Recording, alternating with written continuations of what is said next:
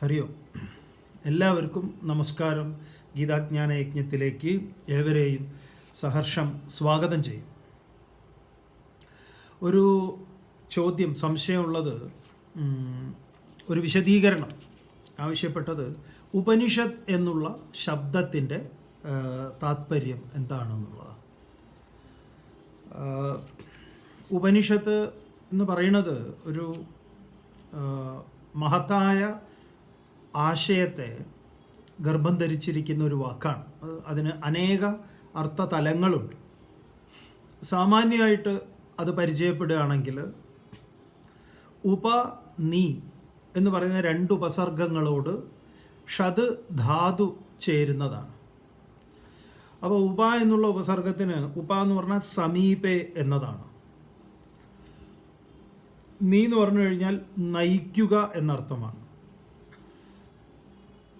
ഷത് അവസാദനെ വിശരണേ എന്നുള്ളതാണ്. എന്ന് പറഞ്ഞാൽ ഉന്മൂലനം ചെയ്യുക, നശിപ്പിക്കുക എന്നുള്ളതാണ്. അപ്പോൾ ഇത് ഒരു സാമാന്യ അർത്ഥം പറയുന്ന സമയത്ത് പറയും സമീപത്ത് ഇരിക്കുക എന്നതിനെ, സമീപത്തിരിക്കുക എന്നതാണ് സാമാന്യമായിട്ട് പറയുന്ന അർത്ഥം. ഉപനിഷത്ത് എന്ന് പറഞ്ഞാൽ സമീപത്തിരിക്കുക, ഉപവാസം, സമീപത്ത് വസിക്കുക, ഉപാസന, സമീപത്തിരിക്കുക, ഇതൊക്കെയാണ്. അതേസമയം ശങ്കര ഭഗവത്പാദരൊക്കെ അതിന് കുറച്ചുകൂടെ ആഴത്തിൽ അർത്ഥം പറയുന്നുണ്ട്. ആ ഷത് ധാതുവിനെ എടുത്തുകൊണ്ട് വിശരണേ എന്ന് പറയുമ്പം അത് നശിപ്പിക്കുന്നു. എന്തിനെയാണ് നശിപ്പിക്കുന്നത്? അജ്ഞാനത്തെ നശിപ്പിക്കുന്നു. എന്നിട്ട് ജ്ഞാനത്തെ പ്രദാനം ചെയ്യുന്നു. അങ്ങനെ അജ്ഞാനത്തെ ഇല്ലാതെയാക്കി ജ്ഞാനത്തെ പ്രദാനം ചെയ്യുന്ന പ്രക്രിയയ്ക്കായി അടുത്തിരിക്കുക എന്നുള്ളതാണ്. അങ്ങനെ നോക്കുന്ന സമയത്ത് ഉപനിഷത്ത് എന്ന് പറയുന്നത് കേവലം ശിഷ്യൻ ഗുരുവിൻ്റെ അടുത്തിരിക്കുക എന്നുള്ള ഒരു വാച്യാർത്ഥം മാത്രമല്ല, നമ്മുടെ അജ്ഞാനത്തെ നീക്കാൻ പോകുന്ന ഏത് സാന്നിധ്യത്തിൻ്റെ സമീപത്ത് നമ്മൾ ഇരിക്കുന്നുവോ അതെല്ലാം ഒരു ഉപനിഷത്താണ്. അത് ചിലപ്പോൾ സമുദ്രതീരത്തായിരിക്കാം, പർവ്വതങ്ങളുടെ തീരത്തായിരിക്കാം, വായനശാലയിൽ നല്ലൊരു പുസ്തകത്തിനൊപ്പമായിരിക്കാം, എന്തെങ്കിലുമൊക്കെ ആയിരിക്കാം, ചിലപ്പോൾ സ്പോർട്സിലായിരിക്കാം, പലതിലും ഉണ്ടാവും. അവിടെയൊക്കെ നമ്മളെ പലതും കാണിച്ചു തരാൻ, സത്യത്തെ ബോധിപ്പിക്കാൻ പര്യാപ്തമായിട്ടുള്ള ഇതൊക്കെ ഗുരു എന്ന് പറയുന്ന സങ്കേതമാണ്. അതുകൊണ്ട് ആ ഗുരു എന്ന് പറയുന്നത്, ഗുകാരം റെപ്രസെൻ്റ് ചെയ്യുന്നത് എന്താ?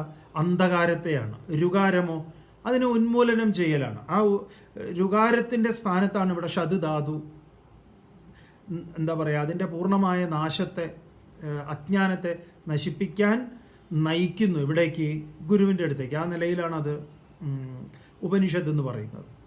അപ്പോൾ ഗുരു എന്നുള്ളതിലും അങ്ങനെയാണ് വരിക. ഗുകാരം അന്ധകാരത്തെ ആണെങ്കിൽ രുകാരം അതിനെ തത് നിരോധക എന്നാണ്. ഗുകാരോരന്ധകാരശ്ച ഋകാരോ തത് നിരോധക. അന്ധകാര നിവർത്തിത്വാത് ഗുരുരിത്യ അഭിധീയതേ. അന്ധകാരത്തെ നിവർത്തിക്കുന്നത് കൊണ്ട് ഗുരു എന്ന് പറയപ്പെടുന്നു. അപ്പോൾ ഗുരു ശബ്ദത്തിൻ്റെ താത്പര്യം കേവലം മനുഷ്യൻ ആണ് ഗുരു എന്ന് വരുന്നില്ല. അത് ഏത് സാന്നിധ്യമാകാം. ഏതൊരു സാന്നിധ്യമാണോ നമ്മിലെ അജ്ഞാനത്തെ ദൂരീകരിക്കാൻ പര്യാപ്തമായി മാറുന്നത്, ആ സാന്നിധ്യം ഓരോരുത്തരെ സംബന്ധിച്ച് അതെന്താണ്? ഗുരുവാണ്. അതുകൊണ്ടാണ് ശ്രീമദ് ഭാഗവതത്തിൽ 64ഓളം ഗുരുക്കന്മാരെക്കുറിച്ച് പറയുന്നുണ്ട്. പ്രകൃതിയിലെ പല ജീവജാലങ്ങളും ഗുരുക്കന്മാരാണ്. പഞ്ചമഹാഭൂതങ്ങൾ ഗുരുക്കന്മാരാണ്. ആകാശം, വായു, അഗ്നി, ജലം, ഭൂമി. അതുപോലെ തന്നെ എന്താ പറയുക, പ്രകൃതിയിലെ അനേക ഘടകങ്ങളുണ്ട്. ഈ പറഞ്ഞ സമുദ്രം ഗുരുവാകുന്നു. ജീവജാലങ്ങളിൽ പലതും, എട്ടുകാലി മുതൽ എന്താ പറയുക, പാമ്പ് ഉൾപ്പെടുന്ന തേനീച്ച തുടങ്ങിയിട്ട് തേൻ ശേഖരിക്കുന്നവൻ, എന്തിന് ഒരു വേശ്യാവൃത്തി ഉപജീവനമാക്കിയിട്ടുള്ളവർ പോലും, അവരെ പോലും പിങ്കള എന്ന് പറയുന്ന സ്ത്രീയെ ഭാഗവതത്തിൽ ഗുരുവായിട്ട് അവതരിപ്പിക്കുന്നു. അപ്പോൾ ചുരുക്കി പറഞ്ഞാൽ നമ്മൾ ഈ ചുറ്റുപാടിൽ നിന്ന് എന്ത് അറിവ് ആർജിക്കുന്നു അതൊക്കെ നമുക്ക് ഗുരുവാണ്. പലപ്പോഴും നമുക്ക് അങ്ങനെ ചിലതൊക്കെ നമുക്ക് വളരെ കാച്ചിങ് ആയിട്ട് തോന്നും. അതിൽ നിന്ന് നമ്മൾ ചിലത് സ്വീകരിക്കും. അത് നമുക്കൊരു പുതിയ ദർശനം നൽകും. അത് നമ്മുടെ ജീവിതത്തെ തന്നെ മാറ്റിമറിക്കും. ചെറിയൊരു കാഴ്ചയായിരിക്കാം. എത്രയോ പേര് അങ്ങനെ അനുഭവങ്ങൾ പങ്കുവയ്ക്കാറുണ്ട്. ചിലപ്പോൾ വെറുതെ ബസ്സിന് കാത്ത് നിൽക്കുന്ന ബസ് സ്റ്റോപ്പിൽ കാണുന്ന ഒരു കാഴ്ചയായിരിക്കാം. അത് നമ്മളെ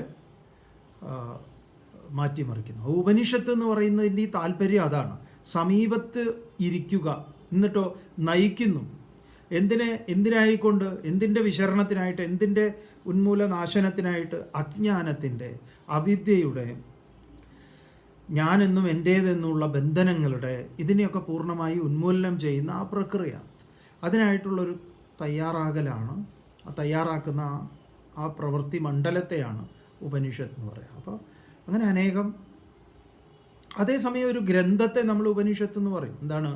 വേദാന്തം ഉപനിഷത്താണ്. വേദാനാം അന്തഃ, വേദത്തിൻ്റെ സമസ്ത താത്പര്യങ്ങൾ നിർണയിക്കപ്പെടുന്ന ആ ചർച്ചകൾ, അത്തരം ചർച്ചകളുടെ സങ്കേതങ്ങളെ ഉപനിഷത്തുകൾ എന്ന് പറയുന്നു. അങ്ങനെ നമ്മൾ ഈശം, കേനം, കടം, പ്രശ്നം, മുണ്ടകം, മാണ്ഡൂക്യം, ഐതരേയം, തൈത്തരീയം, ബൃഹദാരണ്യകം, ചാന്തോക്യം, ശ്വേതാശ്വതരം, ഇങ്ങനെ ഏകാദശോപനിഷത്തുകൾ പ്രധാനമായിട്ടുള്ളതുണ്ട്. അതിൽ നിന്നു വേറിട്ടിട്ടുള്ള 108ഓളം ഉപനിഷത്തുകളുണ്ട്. ഇതെല്ലാം 4 ഋക്കും, യജസ്സും, സാമവും, അഥർവവും 4 വേദങ്ങളിൽ പെടുന്നതാണ്.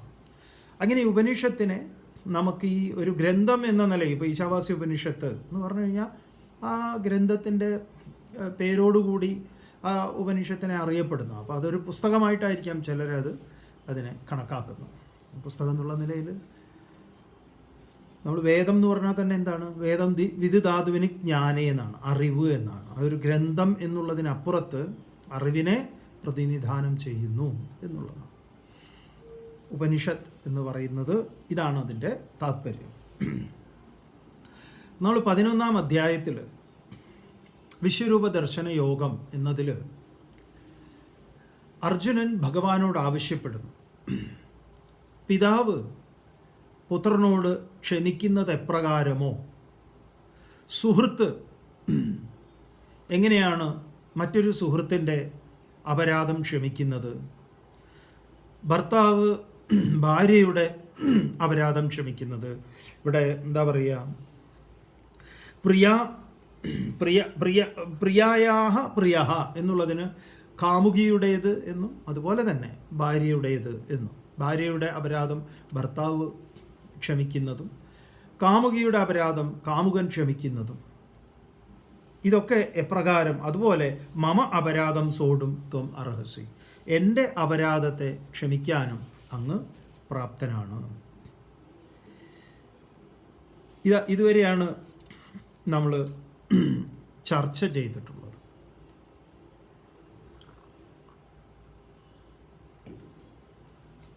തുടർന്ന് അർജുനൻ ഭഗവാനെ, അതായത് ഇതുവരെ നമ്മൾ മനസ്സിലാക്കിയിട്ടുള്ളത് ഈ നമ്മളെ സംബന്ധിച്ച് ഈ വിശ്വരൂപ ദർശന യോഗം എന്ന ഈ 11-ാം അധ്യായം നമ്മൾ ചിന്ത ചെയ്യുന്ന സമയത്ത് ഈ ഈശ്വരനെ, നമുക്ക് ഈശ്വരൻ എന്ന് പറയുമ്പം നമ്മളെ സംബന്ധിക്കുന്ന ഓരോ വ്യക്തിത്വ കൽപ്പനകളുണ്ട്. ഈ കൽപ്പനകളൊക്കെ ഒരു രീതിയിൽ നമുക്ക് അംഗീകരിക്കാം. പക്ഷേ ആ എല്ലാ തരത്തിലുള്ള വ്യക്തിത്വ കൽപ്പനകളിൽ നിന്നും ഈശ്വരനെ നമ്മൾ അതേസമയം സ്വതന്ത്രമാക്കേണ്ടതുണ്ട്. അപ്പോൾ വ്യക്തിത്വ കൽപ്പനകളിൽ നിന്ന് സ്വതന്ത്രമാക്കുന്നത് എങ്ങനെയാണ്? അതാണ് നമ്മൾ ശ്രീനാരായണ ഗുരുദേവൻ്റെ ദൈവദശകത്തിൽ നമ്മൾ കാണുക. ശ്രീനാരായണ ഗുരുദേവൻ അത് ചെയ്ത ആളാണ്. എല്ലാ വ്യക്തിത്വ കൽപ്പനകളിൽ നിന്നും ഈശ്വരനെ സ്വതന്ത്രമാക്കുന്നു. എവിടെയാ അങ്ങനെയുള്ള സ്വതന്ത്രമാക്കൽ? അതാണ് നമുക്ക് ബോധിക്കേണ്ടത്.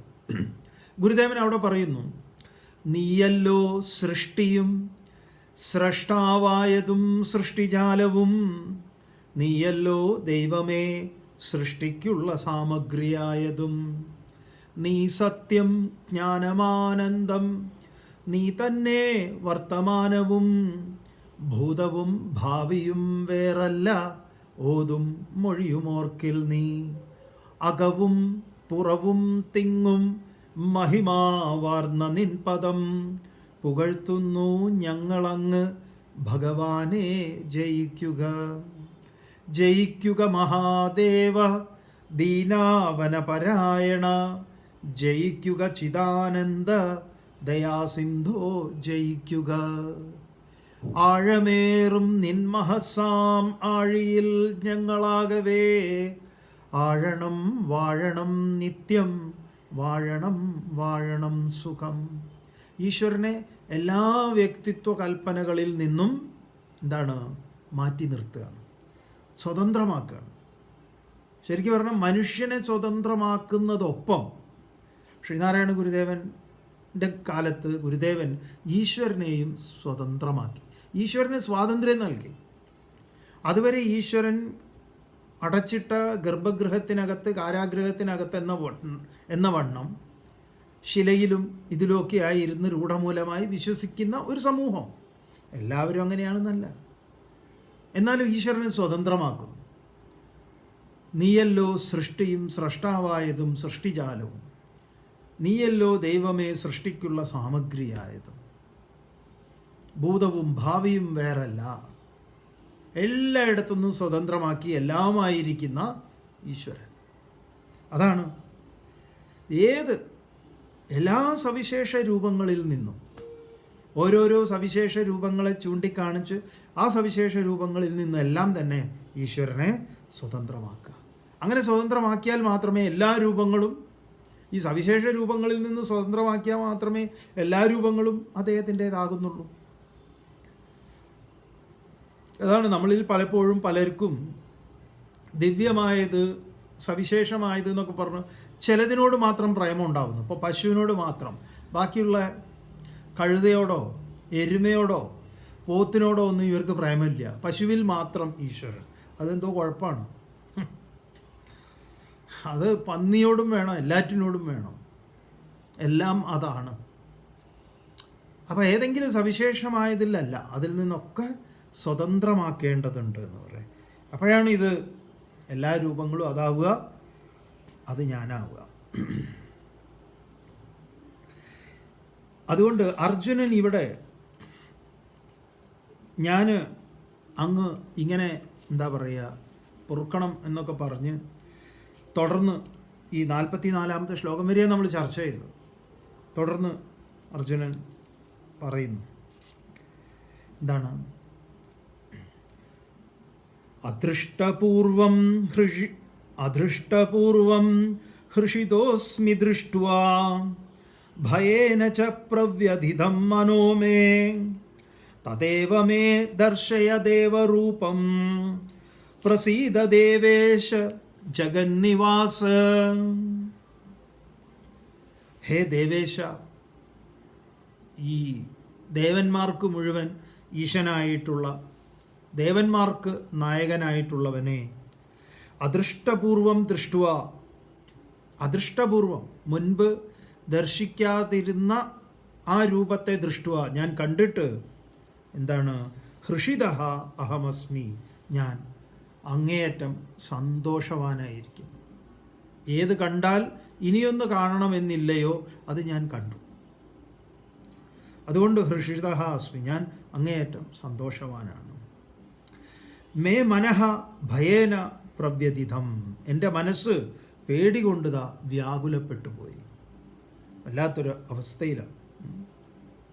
ഈ നമ്മൾ ജൈൻ വീലൊക്കെ പറയുന്നുണ്ട്, യന്ത്രയൂഞ്ഞാൽ വലിയ ഉയരത്തിൽ ഇങ്ങനെ പറക്കുന്നത്, അതുപോലെ പല സാധനങ്ങളുണ്ട് ഇങ്ങനെ എക്സിബിഷനിലും അതിലും ഇതിലൊക്കെ പോയി കഴിഞ്ഞാൽ പുറത്തുനിന്ന് നോക്കുമ്പോൾ അത് കാണുമ്പോൾ ഭയങ്കര രസമാണ്.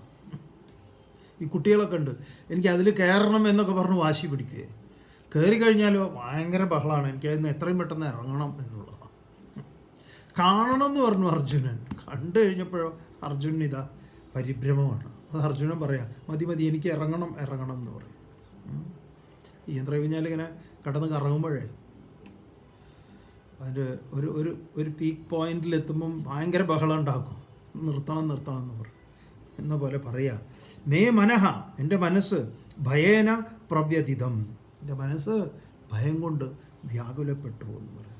ഹേ ജഗന്നിവാസ പ്രസീത, അതുകൊണ്ട് എന്നിൽ പ്രസാദിക്കൂ. എങ്ങനെ? തത് രൂപം ഏവമേ ദർശയാം,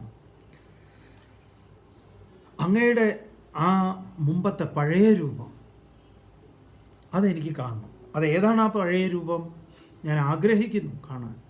ഞാൻ എത്രയും പെട്ടെന്ന് ഇതിൽ നിന്ന് എനിക്ക് താഴേക്ക് ഇറങ്ങണം, എന്നെ ഇറക്കൂ, നിർത്തൂ നിർത്തൂ നിർത്തൂ എന്നും കുട്ടികൾ പറയുന്നത് പോലെ മൂപ്പര പഴയ രൂപം പറയാം. എന്താ ഇവിടെ വരുന്നു പഴയ രൂപം. കിരീടിനം ഗദിനം ചക്രഹസ്തം ഇച്ഛാമി ത്വാം ദ്രഷ്ടുമഹം തഥൈവ തേനൈവ രൂപേണ ചതുർഭുജേന സഹസ്രബാഹോ ഭവ വിശ്വമൂർത്തേ.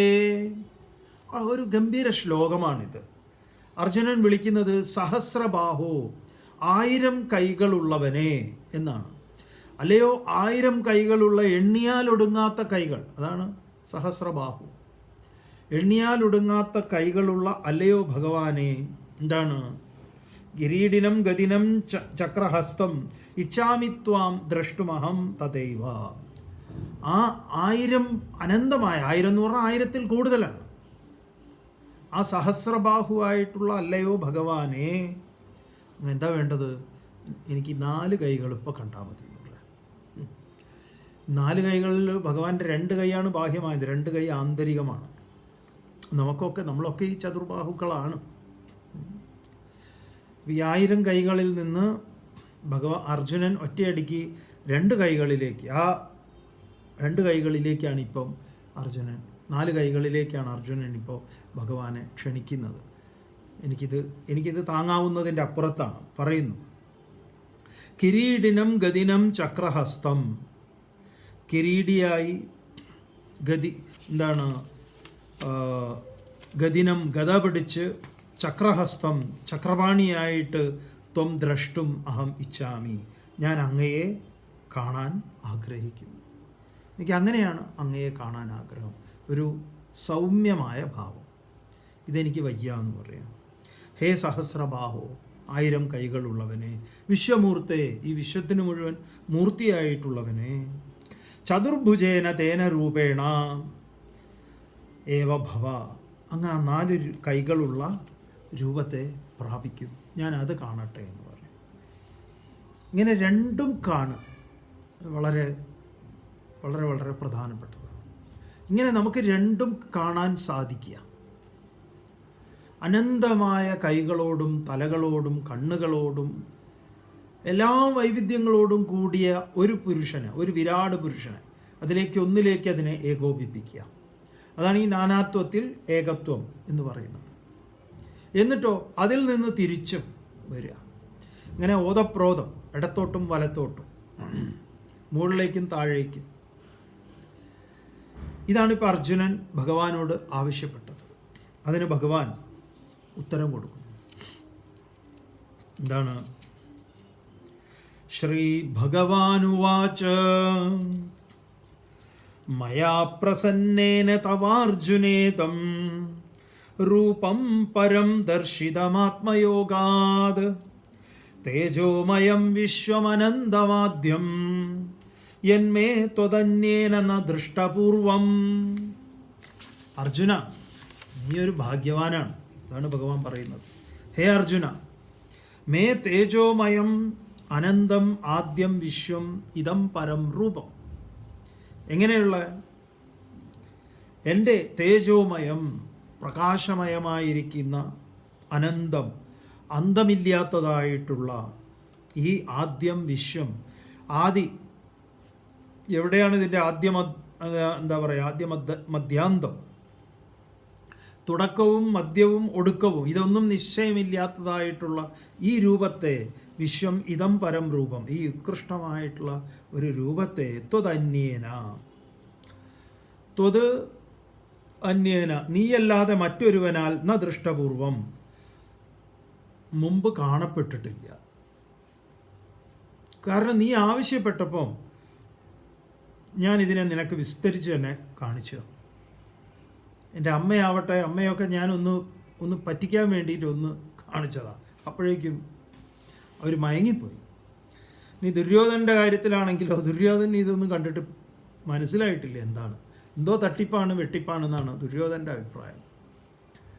പക്ഷേ ഇത് നേരാവണ്ണം നീ കണ്ടു എന്ന് പറയാം. നമ്മളൊരു കാര്യം പറയുമല്ലോ, കാണേണ്ടതുപോലെ കാണുക, അത് വളരെ പ്രധാനമാണ്. എല്ലാവരും കണ്ടു. ചിലരൊക്കെ ചില കാര്യങ്ങൾ ചിലയിടത്തൊക്കെ പോയി കണ്ടു, എന്നിട്ട് പറയില്ലേ നിങ്ങൾ അത് കണ്ടോ, അത് കണ്ടിരുന്നോ, നിങ്ങൾ എന്ത്, ഞാൻ ശ്രദ്ധിച്ചില്ലല്ലോ, അതുണ്ടല്ലോ അവിടെ, അതല്ലേ പ്രധാനം. അതെയോ, നീ എങ്ങനെ കണ്ടു? അതൊക്കെ ഞാൻ കണ്ടു. നീ അല്ലെങ്കിലും ഇങ്ങനെയൊക്കെ കാണാൻ കേമിയാണല്ലോ. അല്ലെങ്കിൽ നിങ്ങൾ എന്തിനു കൊള്ളാം?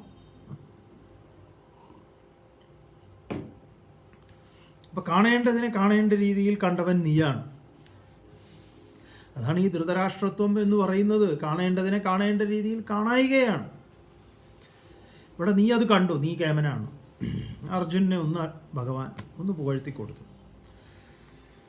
ത്വത് അന്യേന ന ദൃഷ്ടപൂർവം, നീ അല്ലാതെ വേറെ ആരും ഇത് കണ്ടില്ല എന്ന് പറഞ്ഞു. യത് പ്രസന്നേന മയ, യത് ഈ രൂപം, പ്രസന്നേന പ്രസന്നനായിട്ടുള്ള മയ എന്നാൽ, ആത്മയോഗാത് തവ ദർശിതം, ആ യോഗം കൊണ്ടാണ്, ആത്മയോഗം, ആത്മാവിൻ്റെ ചേർച്ച, സ്വരൂപവുമായിട്ടുള്ള ചേർച്ചയിൽ സംഭവിച്ചതാണ്.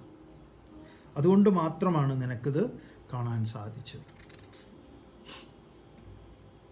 ഇവിടെയാണ് ആ എല്ലാ ഭേദങ്ങളും അസ്തമിക്കുമ്പോഴാണ് ഇത് നമുക്കങ്ങനെ കാണാൻ സാധിക്കുക. എന്നിട്ട് ഭഗവാൻ വീണ്ടും തുടരുക. നവേദയജ്ഞാധ്യയനൈർന ദാനൈഃ ന ച ക്രിയാഭിർന തപോഭിരുഗ്രൈഃ ഏവം രൂപശക്യ അഹം നൃലോകേ ദ്രഷ്ടും ത്വദന്യേന കുരു പ്രവീര. ഒരു ശിഷ്യൻ, സാധകൻ എന്ന നിലയിൽ നമ്മുടെ ധർമ്മശാസ്ത്രങ്ങളിലൊക്കെ തന്നെ അതിലേക്ക് അടുത്ത് വന്ന ഒരാളെ പ്രകീർത്തിക്കുകയും അവൻ്റെ ആ സത്യസാക്ഷാത്കാരത്തിൻ്റെ അങ്ങേയറ്റത്തെ അഭിലാഷത്തെ ഒരു പ്രോത്സാഹിപ്പിക്കുന്ന എന്താ പറയുക, അതിന് നല്ല കുറച്ച് നന്നായിട്ട് ബൂസ്റ്റപ്പ് ചെയ്യുന്ന, നമ്മൾ പറയുമല്ലോ അതിനെ, അവനൊരു പ്രോത്സാഹനം നൽകുന്നത് എല്ലാ ധർമ്മശാസ്ത്രങ്ങളിലുണ്ട്. ഏത് ഉപനിഷത്ത് എടുത്തു കഴിഞ്ഞാൽ ഒരു ഘട്ടത്തിലെത്തുന്ന സമയത്ത് ആദ്യം നിരുത്സാഹമൊക്കെ പെടുത്തുമെങ്കിലും കഠോപനിഷത്തിൽ നചികേതസിനെ ഒരു ഘട്ടത്തിലേക്ക് എത്തിയ സമയത്ത് യമധർമ്മൻ നചികേതസിനെ പ്രകീർത്തിക്കും. നിന്നെ പോലുള്ള ശിഷ്യർ എനിക്കുണ്ടായിരുന്നുവെങ്കിലെന്ന് ഞാൻ അകമഴിഞ്ഞ് ആശംസിക്കുന്നു, ആഗ്രഹിക്കുന്നു. നീ കേമനാണ്, എന്തുകൊണ്ട്? ഇങ്ങനെ എല്ലാറ്റിലും കാണാം. എല്ലാ ധർമ്മശാസ്ത്രങ്ങളിലും ഗുരു ശിഷ്യനെ പ്രോത്സാഹിപ്പിക്കും. ആ ഘട്ടത്തിൽ എത്തുമ്പം മാത്രം. ഇവിടെ അർജുനനും അവിടെ എത്തിയിട്ടുണ്ട്. അതുകൊണ്ട് അർജുനനെ ഭഗവാൻ വീണ്ടും പ്രോത്സാഹിപ്പിക്കുന്നു. എന്താ പറയുന്നത്?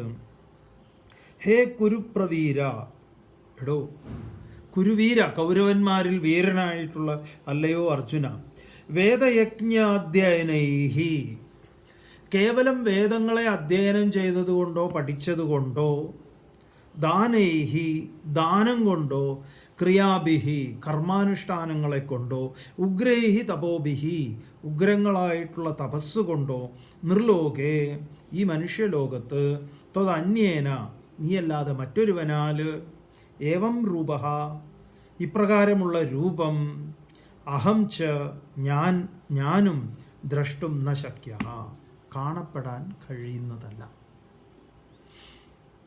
ന കർമ്മണ ന പ്രജയാ ന ധനേന ത്യാഗേ നൈകേ അമൃതത്വമാനശുഹു എന്ന് വേദം പറയും. അപ്പം അർജുന, ഇവിടെ നീ ഒരു തിരഞ്ഞെടുക്കപ്പെട്ടവനാണ്. ഇതുപോലെ നമ്മളും തിരഞ്ഞെടുക്കപ്പെട്ടവരാകുന്ന വേളയിൽ ഇത് സംഭവിക്കും. ആ തിരഞ്ഞെടുപ്പിനെ കുറിച്ചാണ് ഗീതയിൽ മുമ്പ് പറഞ്ഞത്. എന്താ പറഞ്ഞത്? മനുഷ്യാണാം സഹസ്രേഷു കശ്ചിത് യതതി സിദ്ധയേ യതതാമപി സിദ്ധാനാം കശ്ചിൻ മാം വേത്തി തത്വതഃ. സഹസ്രേഷു മനുഷ്യാണാം, ആയിരക്കണക്കിന് മനുഷ്യരിൽ, കശ്ചിത് യതതി സിദ്ധയേ, ചിലർ ഇതിനു വേണ്ടി യത്നിക്കുന്നു, യതതാമപി സിദ്ധാനാം, ആ യത്നിക്കുന്നവരിൽ, കശ്ചിൻ മാം വേത്തി തത്വതഃ, എന്നെ അറിയുന്നതോ ഒരുത്തനാണ്, ആ ഒരുത്തൻ നീയാണ്. ഇതൊരു സവിശേഷമായിട്ടുള്ളൊരു റിവാർഡാണ് അർജുനന് കിട്ടുന്നത്. അപ്പോൾ എന്താണ് ഇതിൻ്റെ ഈ ആധ്യാത്മികതയുടെ സ്വഭാവം എന്ന് പറഞ്ഞാൽ ഇതാണ്. ഇത് എളുപ്പത്തിൽ ഇത് സാധ്യമാണോ എന്ന് ചോദിച്ചാൽ സംഗതിയൊക്കെ എളുപ്പമാണെങ്കിലും പക്ഷെ കുറച്ച് പ്രയാസമാണ്. ആ പ്രയാസം എന്താണ്? നമ്മുടെ താല്പര്യമാണ്. നമുക്ക് എത്ര പേർക്ക് ഇതിൽ തീവ്രമായ ഇച്ഛയുണ്ട്, അതിനനുസരിച്ചിരിക്കും. ഇത് കുറച്ച് സമയം, ഇത് ഇത്രയും 134ാമത്തെ ദിവസമാണ് ഇന്ന്.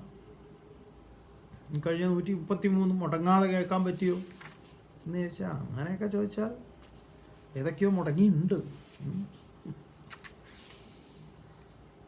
കേൾക്കുക, അത് പഠിക്കുക, നമുക്ക് മനസ്സിലാവും ഇതിൻ്റെ ഏതാണ് നമ്മളെ പിടിച്ചു വലിക്കുന്നത് എന്ന്, തടസ്സങ്ങളായി നിൽക്കുന്നത് എന്താണ് എന്ന് നമുക്ക് മനസ്സിലാവുക. നമ്മൾ മറ്റുള്ള ആരെയും കാര്യം എടുക്കാൻ നിൽക്കരുത്, സ്വയം അപ്പന നോക്കിയാൽ മതി. തുടർന്ന് വീണ്ടും ഭഗവാൻ പറയാണ്, മാതേ വ്യധാമാച വിമൂഢഭാവഃ ദൃഷ്ട്വാ രൂപം ഘോരമീദൃങ്ങമേതം വ്യപീതഭീ പ്രീതമാനാ പുനസ്ത്വം തദേവ മേ രൂപമിദം പ്രപശ്യ. മേ ഘോരം ഈദൃക് ഇദം രൂപം ദൃഷ്ട്വാ തേ വ്യഥാമാ. മോനെ, എൻ്റെ ഈ ഭയാനകമായിട്ടുള്ള ഭയപ്പെടുത്തുന്ന ഘോരം ഈദൃക് രൂപം, ഇങ്ങനെയുള്ള ഈ രൂപത്തെ കണ്ടിട്ട് നീ വ്യഥ, നിനക്ക് പേടിയൊന്നും വേണ്ട. നീ രാത്രി കടന്ന് സ്വപ്നം കണ്ട് പേടിക്കൊന്നുമില്ല, നീ പേടിക്കരുത്. വേണ്ട. വിമൂഢഭാവം ച, ഈ വ്യാമോഹവും നിനക്ക് അരുത്. ദുര്യോധന അതാണ് ഉണ്ടായത്, നിനക്കതുണ്ടാവരുത്. അതുകൊണ്ട് തത് ത്വാം, നീ വ്യപേതഭീഹി, നീ ഈ ഭയം വിട്ടവനായിട്ട് പ്രീതമനാഹ, സംപ്രീതനായിട്ട് മേ ഇതം രൂപം ഏവ പ്രപശ്യ, എൻ്റെ ഈ സൗമ്യമായ ഈ രൂപത്തെ കണ്ടാലും എന്ന് ഭഗവാൻ പറഞ്ഞു. അങ്ങനെ പറഞ്ഞു കഴിഞ്ഞിട്ട് വീണ്ടും നമ്മളെ ഭഗവത്ഗീതയുടെ ആ ശരിയായ ഒരു പശ്ചാത്തലത്തിലേക്ക് മറന്നു പോകാതിരിക്കാൻ വ്യാസർ വീണ്ടും കൂട്ടിക്കൊണ്ടുപോകുന്നു. സഞ്ജയൻ ധൃതരാഷ്ട്രരുമായിട്ടുള്ള സംവാദമാണല്ലോ ഇത്. അപ്പോൾ ആ സഞ്ജയൻ പറയാണ് എന്താണ് അവിടെ സംഭവിച്ചത് എന്നുള്ളത് സഞ്ജയനിലൂടെ ഉള്ള ഒരു വിവരണമാണ്. സഞ്ജയ ഉവാച ഇത്യർജുനം വാസുദേവസ്തദോക്ത്വാ സ്വകം രൂപം ദർശയാമാസ ഭൂയഃ ആശ്വാസയാമാസ ച ഭീതമേനം ഭൂത്വാ പുനഃ സൗമ്യ വപുർമഹാത്മാ. സഞ്ജയ ഉവാച, സഞ്ജയൻ ധൃതരാഷ്ട്രരോട് പറഞ്ഞു. എന്താ പറയണത്? ആ ഭഗവാൻ വസുദേവ പുത്രനായിട്ടുള്ള ആ വാസുദേവൻ അർജുനം ഇതി ഉക്ത്വ, അർജുനനോട് ഇപ്രകാരം പറഞ്ഞ് സ്വകം രൂപം ഭൂയ ദർശയാമാസ, സ്വന്തം രൂപത്തെ ഇങ്ങനെ കാണിച്ചു. എന്നിട്ടോ മഹാത്മാ തഥാ സൗമ്യവഭൂ, മഹാത്മാവായ ഭഗവാൻ അങ്ങനെ ആ സൗമ്യമായ ശരീരത്തോട് കൂടിയവനായിട്ട് ഭൂത്വ ഭവിച്ചിട്ട് ഭീതം ഏനം പുനഃ ആശ്വാസയാമാസ, അവനെ അർജുനനെ വീണ്ടും എന്താ പറയുക സമാശ്വസിപ്പിച്ചു. അങ്ങനെ ഒരു സമാശ്വാസമൊക്കെ കിട്ടിയപ്പം വീണ്ടും അർജുനൻ ഭഗവാനോട് പറയാം. അർജുന ഉവാച ദൃഷ്ട്വേദം മാനുഷം രൂപം തവ സൗമ്യം ജനാർദന ഇദാനീമസ്തി സംവൃത്തഃ സചേതാ പ്രകൃതിം ഗതഃ. വളരെ മനോഹരമായിട്ട് ഭഗവാനോട് അർജുനൻ പറയുന്നതാണ്. അർജുന ഉവാച, അർജുനൻ പറഞ്ഞു ദൃഷ്ട്വേദം മാനുഷം രൂപം തവ സൗമ്യം ഹേ ജനാർദന, ജനങ്ങൾക്ക് ഹിതത്തെ കാക്ഷിക്കുകയും ജനങ്ങളുടെ ഹിതത്തെ കാക്ഷിക്കുകയും അതിനനുസരിച്ച് പ്രവർത്തിക്കുകയും ചെയ്യുന്ന അല്ലയോ ജനാർദന, ജനഹിതകാരിയായിട്ടുള്ള ഭഗവാനെ, അങ്ങ് തവ ഇതം സൗമ്യം രൂപം ദൃഷ്ട്വ, അങ്ങയുടെ ഈ സൗമ്യമായ രൂപം കണ്ടിട്ട് ഇതാനീം ഇപ്പോൾ അഹം ഞാൻ സചേതാ പ്രകൃതിം ഗത സംവൃത്ത അസ്മി, ഞാനിതാ അങ്ങേയറ്റം സ്വസ്ഥചിത്തനായിരിക്കുന്നു. അതുപോലെ തന്നെ ഞാൻ പ്രകൃതിം ഗത സംവൃത്ത, ഞാൻ എൻ്റെ പ്രകൃതത്തെ ഞാനൊരു നോർമലായി എന്ന് പറയാം. ആ പ്രകൃതത്തെ എൻ്റെ പ്രകൃതം ഞാൻ വീണ്ടെടുത്തിരിക്കുന്നു. ആ ഭയപ്പാടൊക്കെ മാറി. ഇപ്പം ഞാൻ ശരിയായി, ഞാൻ ശരിയായിട്ടുണ്ട്. ഇത് കേട്ടപ്പം ഭഗവാൻ അർജുനന് മറുപടി കൊടുക്കുക. എന്താ ഭഗവാൻ മറുപടി പറയുന്നത്? ശ്രീ ഭഗവാനുവാച സുദർശമിദം രൂപം ദൃഷ്ടവാനസി യന്മമ ദേവാ അപ്യസ്യ രൂപസ്യ നിത്യം ദർശനകാംക്ഷിണഃ.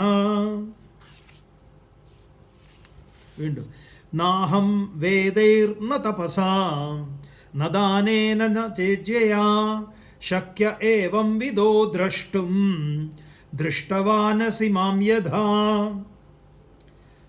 വളരെ വളരെ പ്രധാനപ്പെട്ട ശ്ലോകങ്ങൾ. എങ്ങനെയാണ് ഭഗവാനെ കാണാൻ, അനുഭവിക്കാൻ, സാക്ഷാത്കരിക്കാൻ എങ്ങനെയാണ് സാധിക്കുന്നത്? വലിയ വലിയ കൊടുമ്പിരി കൊണ്ട യാഗങ്ങളെ കൊണ്ടോ യജ്ഞങ്ങളെ കൊണ്ടോ ദാനം കൊണ്ടോ ഇത്യാദികളെ കൊണ്ടൊക്കെ ആണോ? അപ്പോൾ ഇനിയും വളരെ സ്നേഹത്തോടു കൂടി അർജുനനിലൂടെ, അർജുനനെ നിമിത്തമാക്കിക്കൊണ്ട് ഭഗവാൻ നമ്മളോട് സംസാരിക്കുന്നു. നാളെ ഓം പൂർണ്ണമദഃ പൂർണ്ണമിദം പൂർണ്ണാത് പൂർണ്ണമുദച്യതേ പൂർണ്ണസ്യ പൂർണ്ണമാദായ പൂർണ്ണമേവാവശിഷ്യതേ. ഓം ശാന്തി ശാന്തി ശാന്തി. ഹരി ഓം. ശ്രീ ഗുരുഭ്യോ നമഃ. ഹരി ഓം.